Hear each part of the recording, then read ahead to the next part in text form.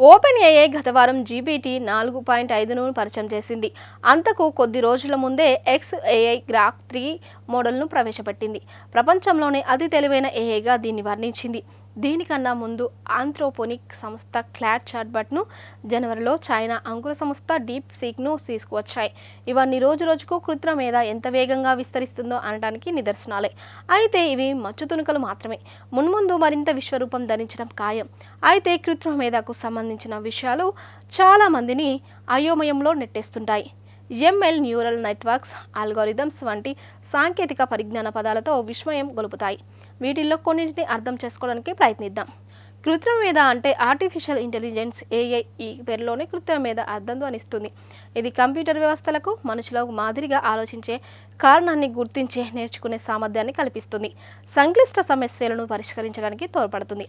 AI మీద పరిశోధన 1956లో అమెరికాలోని డార్ట్మౌత్ కాలేజీలో ఒక చిన్న వర్క్షాప్లో మొదలైంది.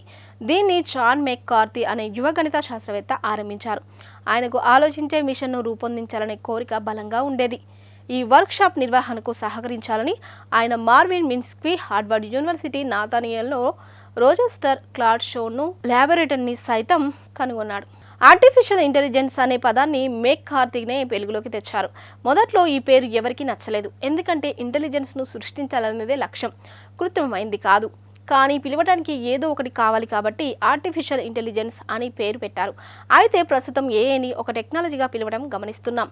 విడిగా ప్రత్యేక పరిజ్ఞానంను పరిగణిస్తున్నారు. తమ ఉత్పత్తులను మెరుగుపరచడానికి, స్మార్ట్గా మలచడానికి ఏఐని వాడుకుంటున్నామని సంస్థలు ప్రకటించుకుంటున్నాయి.